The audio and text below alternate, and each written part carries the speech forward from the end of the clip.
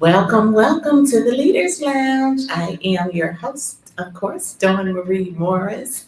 This is your place for all of your leadership goodness. I am interested in knowing how we are sounding. You see, we have our new microphone here. So we are growing and growing and growing and trying to make this thing better and better and better for you all and your experience. So please let me know how this is sounding, how you're liking everything as we are growing and developing to bring you the best in leadership goodness. The Leaders Lounge is, of course, brought to you as an outgrowth of my business, which is the World Class Training Institute. And at the World Class Training Institute, we maximize human capital through the delivery of leadership and professional development training. So everything to help leaders to grow and develop into their best professional and personal selves is in our wheelhouse. That can be emotional intelligence, time management, delegation. We have an intentional leadership course. And why are these all important? Well, because if a company or an organization does not invest in its leaders and the leaders leave, it can take 3 to 6 months to first find a new person, and then that person has to be acclimated. If you multiply that times that person's salary combined with the person who has left, that can cost a company in upwards of a couple of $100,000. And so it's important that as you're growing and building leaders, that you are training them to be successful so that they don't either want to leave or they don't have to leave because they are not operating professionally. And so if your organization needs training in this area, please connect to us at the World Class Training Institute. That's worldclasstraining.net. That's worldclasstraining.net. And then you just go and complete the form, and I will schedule a consultation with you to talk about your organization. Typically, we target organizations who are large enough to have a leadership team but small enough where you still consult out because you do not have a full training organization. And we got a little rain here in Nashville, if you hear that. But you don't have a full training organization. So it's not industry specific, but it is size and based on the makeup of your organization in terms of who and how we support you.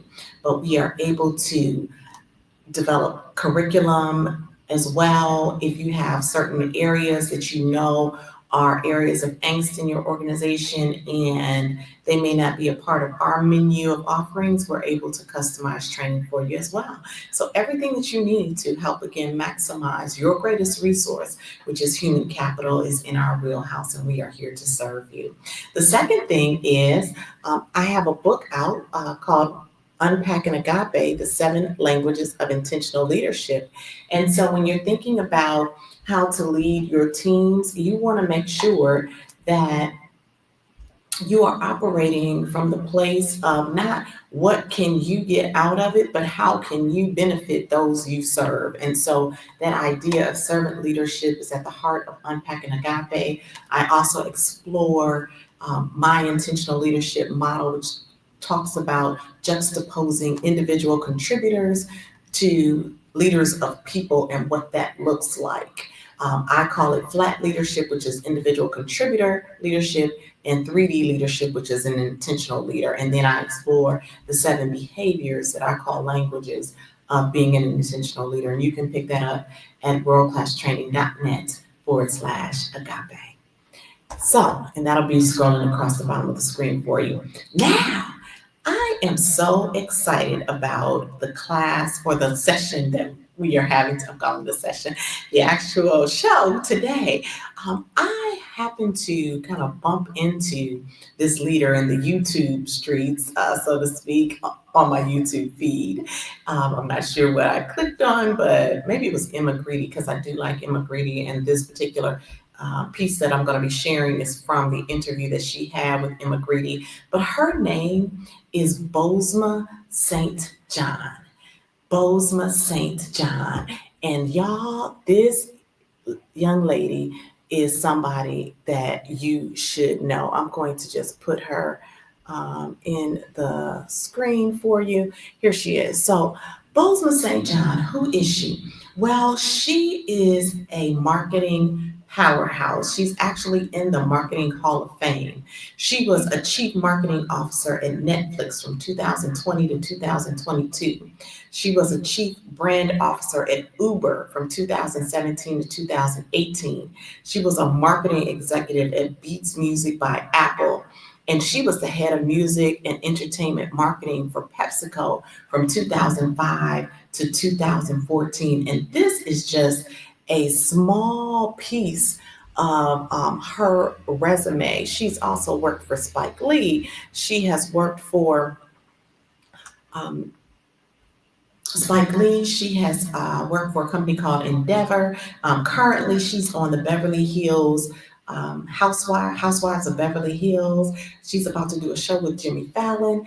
And at the core of what I hear, though, from her when I've watched several of her interviews and her on YouTube, is that this young lady, Miss Bozoma St. John, knows how to lead, and she knows how to lead herself, and she knows how to lead others. And so, what I'm going to talk about are just a few of the takeaways that I found from watching her videos, and what I think you all can also glean as you are leading yourselves and leading others.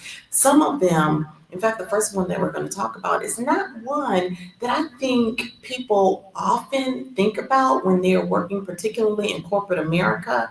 I know when I was in corporate America, it was definitely about the team, about sharing and not really focusing so much on yourselves. But I had a conversation with someone else who talked about how, as leaders, even though you're working in corporate America, it is important, especially in today's realm, that you share and celebrate your particular accomplishments and that you do what Bowles is saying, which is speak up for yourself. So I'm going to show this video and then I'm going to talk about it more on the other side. So here she is.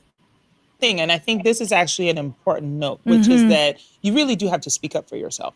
Because it wasn't like anybody was like, "Oh, let's give her credit." No one's coming Nobody to give said you that. credit. No one. No. And so you in got fact, also quite the opposite at that point. That's Somebody right. else probably needs to take credit for that because they're being Everybody paid to took do the it. credit. Yes, of course you they know, did. because it became a hit. And so the other trick is that you have to talk about yourself. Everybody says, "Oh, be humble, put your head down, do the work, they'll find you." That is bullshit. Yeah, no one's finding you. No one finds you. You have to advocate for yourself. You have to advocate for yourself. You have to say the words, and you have to take credit for your work.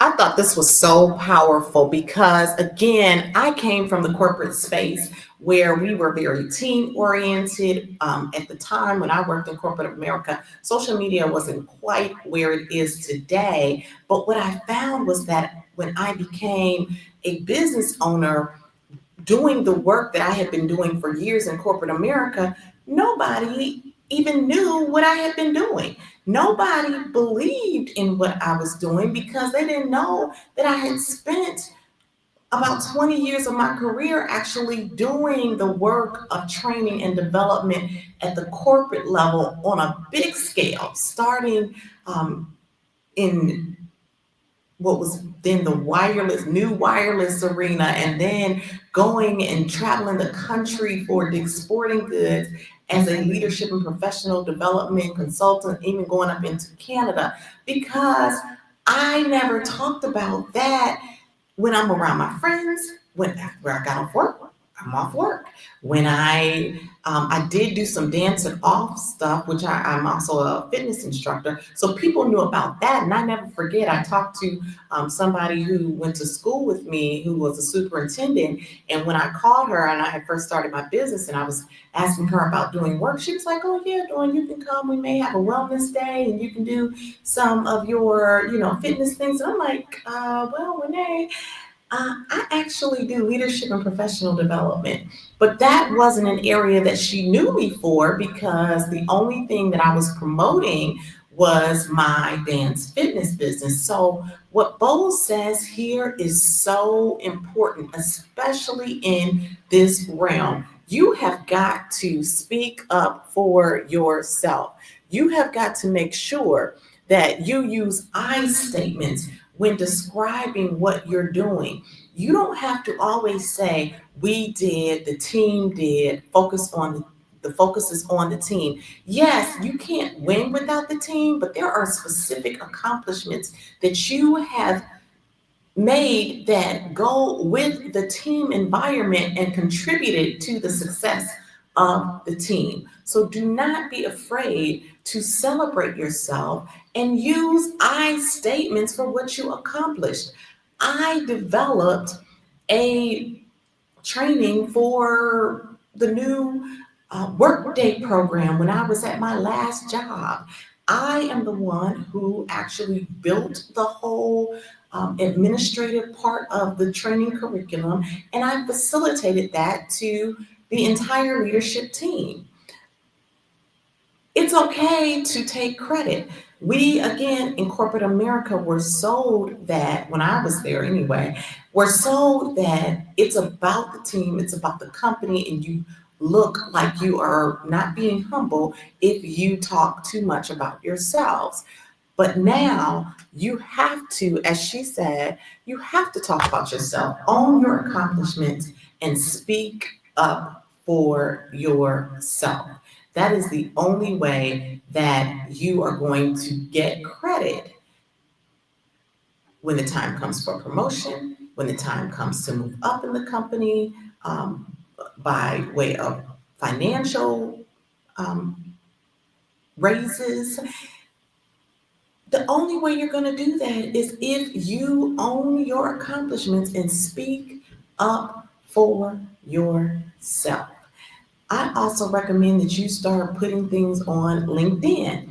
You might want to share on LinkedIn something that you did for your company, because then when you're going to look for your next job, they don't have to figure out if you've done it. You will have already proven that up through your experiences on LinkedIn. Or if you still use Facebook or Instagram, you can share that as well. You should really start building your own marketing portfolio, even if you are staying in the corporate space, because they will look in these areas to see if you have the juice to do whatever job that you are seeking. So I love that she said that you have to speak up for yourself because nobody else is going to speak up for you.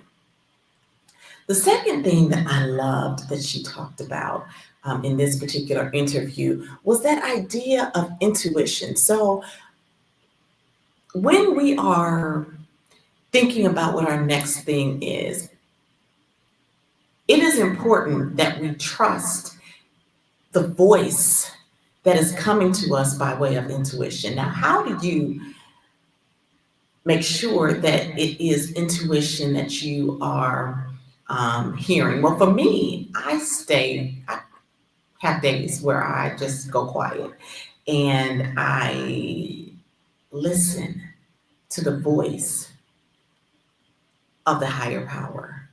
And when that voice speaks to me, it's so clear. It's just like when I started my business, I was at a company, and at the company, they had made some decisions that were not favorable to me, and I had to make a choice. And I remember thinking to myself, oh my goodness, why is this happening to me over and over again? I'm giving my all to these companies, and they are not treating me well. And the voice that came to me said, graduate. I said, what? Graduate? And I was like, yeah, you've done all you need to do in this corporate space. You have all of the tools that you need to go and do this work on a much broader scale. It is time for you to graduate. And from that, the World Class Training Institute was born. So I'm going to let you all listen to what Bo says about trusting your intuition. Like your gut guiding you. And I wonder if your gut has ever led you wrong. No. I feel like it hasn't. Never.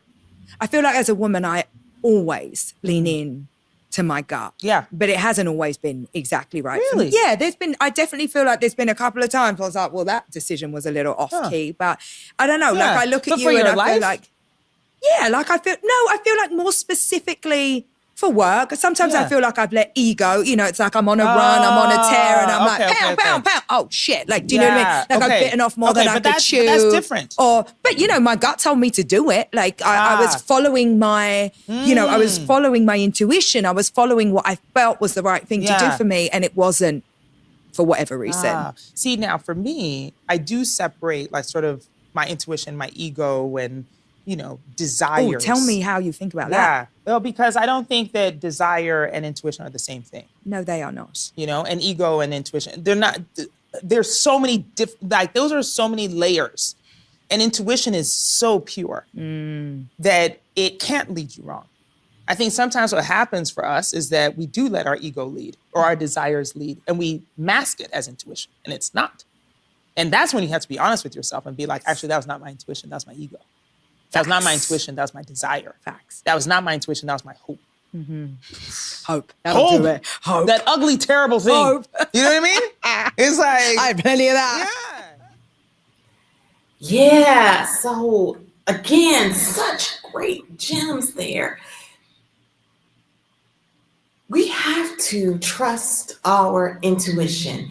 And as Emma Greedy said, and Emma Greedy, for those people who don't know her, she is the founder and owner of, it's called American Girl, Good Girl. They're the curvy girl jeans that are sold at Nordstrom that she partnered with Kim Kardashian to make. So I may not have the exact name of the jeans, but that's Emma Greedy. So trusting your intuition is so important. And when your intuition speaks to you, it's important that you move in the direction of your intuition. I read a book recently called Don't Believe Everything You Think. And in that book, it talks about how we get thoughts, but we can interrupt that thought with thinking.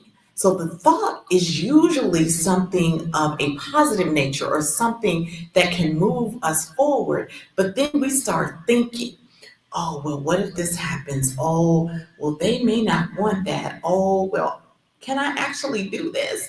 And by the time we finish thinking, we've gotten in the way of the thought. And so when you're trusting your intuition, you're moving forward in the direction that is going to take you to oftentimes greater and higher levels of success.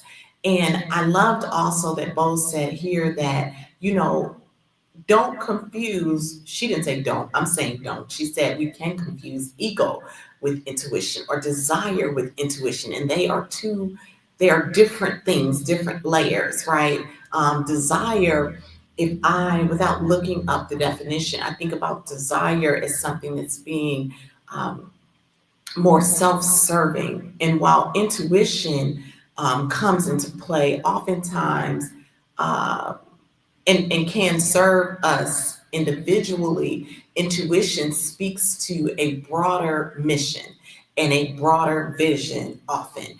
And so that's why you don't want to confuse the two. When you think about ego, again, our ego can get in the way, and we're thinking so hard about, again, from a self-serving place that we don't recognize that perhaps that isn't the thing that we should be doing. And so we have to separate them and then understand that intuition is a driver from the inside, and it leads us often to a bigger, better place.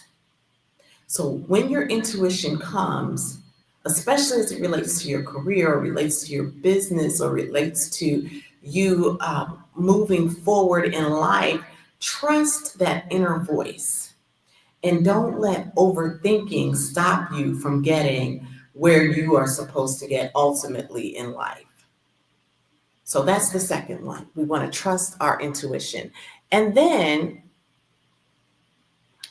the third thing and the final one that I want to share with y'all today, and again, for people who are really interested in learning more about Bozoma Saint-John, because again, just listening to her and hearing her wisdom has been just life shifting for me, because it has broadened my awareness. It has helped me to even get more positioned as I'm moving and growing in my business, and owning my brilliance, owning my greatness, owning the space of training. Somebody was talking to her and was saying, well, just kind of questioning whether or not she is the best person in marketing. She was like, oh, I am the best. Oh, I know I'm the best. And that's how I am as it relates to training. I know that I can train the phone book. It doesn't matter to me because I'm skilled in it. I enjoy it. I am not only I don't only have the experience of doing it throughout the country, I have been trained in how to do it properly. So it's not just, as they say, when people learn to play by ear, I haven't just learned to train by ear, I have also been trained how to facilitate classes. And that experience combined with the academia related to how to develop and deliver curriculum has made me an outstanding facilitator. And that's why my business is called the World Class Training Institute, because I know that when I step into a classroom, it is designed to be one of, if not the best, training experiences that my participants have. And as I'm building and growing, anyone who comes into our organization as a facilitator must have that same level of passion and acumen combined, because that is at the core of what we do. And so owning that, knowing what my skill set is important, because when I have to deliver and when I have to sell, I have to be convinced before I can ever convince anyone else. And it's the same thing for each of you as you're going out and you're interviewing for a job, or if you are in business and you have to, sell yourselves. And I even say when you're interviewing, you're ultimately selling yourself to your would-be employer or your next would-be director or executive level leader. You have to know you, and you have to be confident in your skill set in order to convince the next person.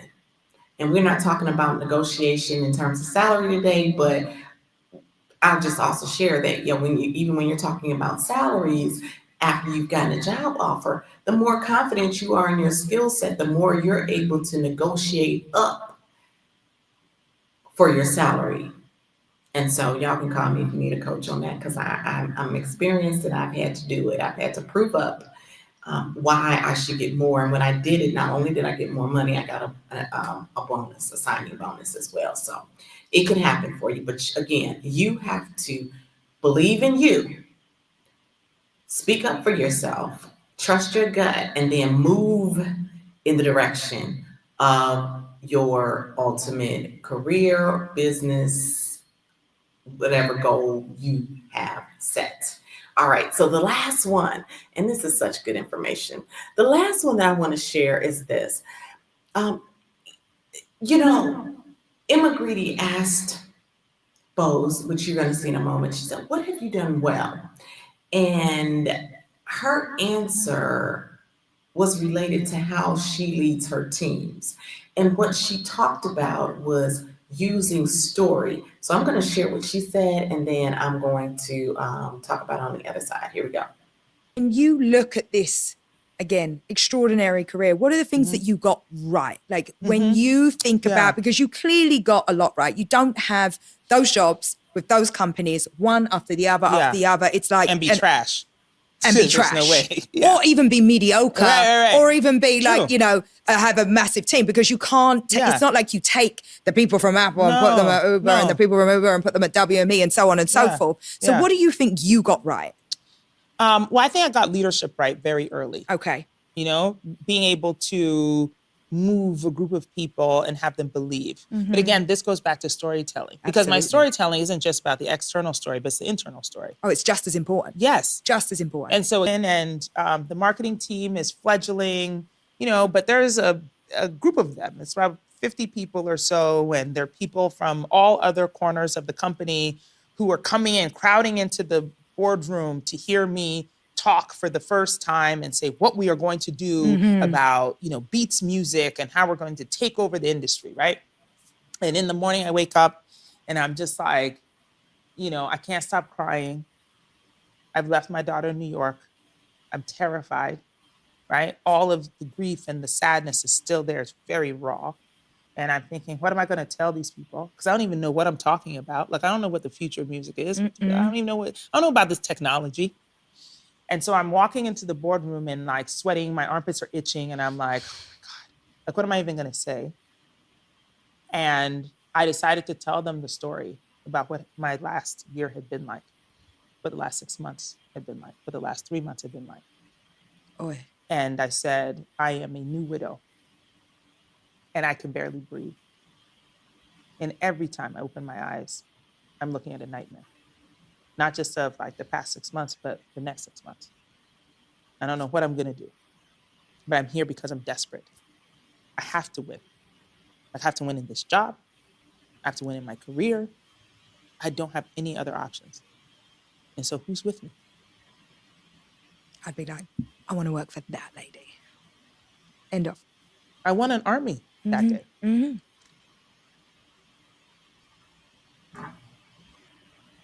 That is powerful. And I'm going to tell y'all what's powerful about that. The power of that moment was that Boz didn't go into her first meeting with a sheet of paper and a list of these are the to-dos. You're going to do this, you're going to do this, I'm going to do this. No. She brought her authentic self. She brought her inner self to that moment. And by her sharing her inner self, it allowed the team to align around who she was before they ever got to the tasks. And so I always tell leaders that when you're thinking about leading a team, it's never about the business. The business has to get done. But when you're leading and leading well, the people have to respect you. And the way that you gain respect is not through a task list, it's through a personality connection.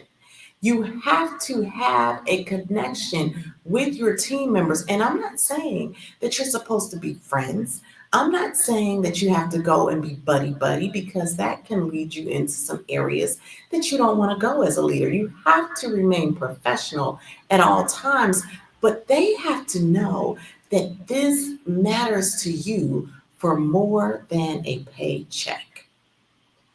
And that's what she brought to life through telling that story.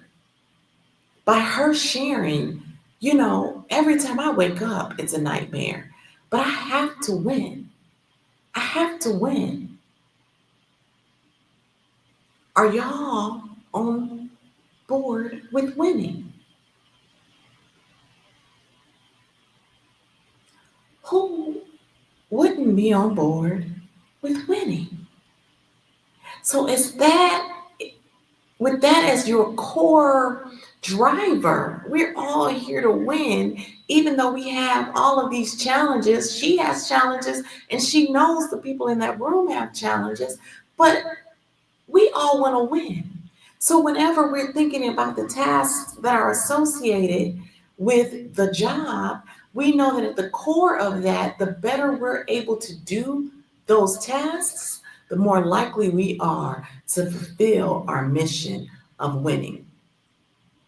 And so as you're thinking about leading yourselves and leading others, I want you to think through this week, especially how you can utilize some of the skills or the ideas that we talked about that Boz used as a leader or uses as a leader as you are leading your teams.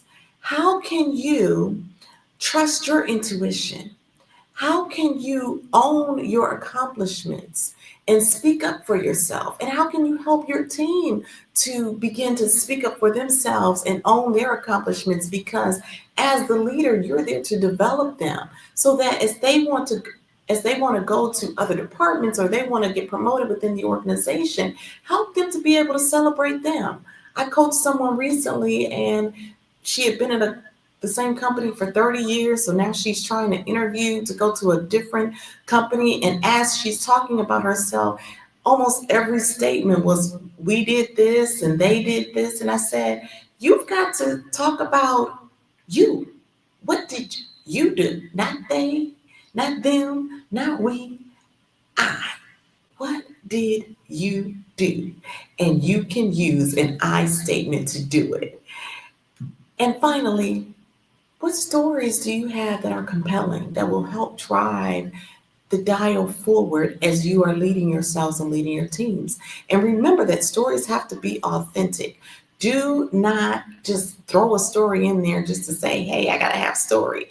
No, when you are communicating through story, it is to illustrate a bigger purpose. So if you have one that matches, use it. If you don't, then save it for some other time because you always want to bring your most genuine self to your teams. So again, please look up Bozoma Saint-John. She appears to be an amazing person. Do not know her personally, but I have loved every interview that I've watched just for myself. And then, of course, in research for this segment today. So we want to lead like a Bose because she has done some amazing things and she seems to have done it with grace. And that's how we want to lead. So before we wrap up, please make sure to go to worldclasstraining.net/agape for Unpacking Agape, the 7 languages of intentional leadership. For all of your leadership and professional needs, always go to worldclasstraining.net. Make sure to subscribe to this channel right now. Definitely subscribe so that you can get all of our leadership goodness as you are going about your own personal leadership journeys, because it's always good to just get refreshed and renewed. And we have great information coming to you practically every week. And above all else, remember, at the World Class Training Institute and at the Leaders Lounge, when you are better, you're absolutely better. Take care.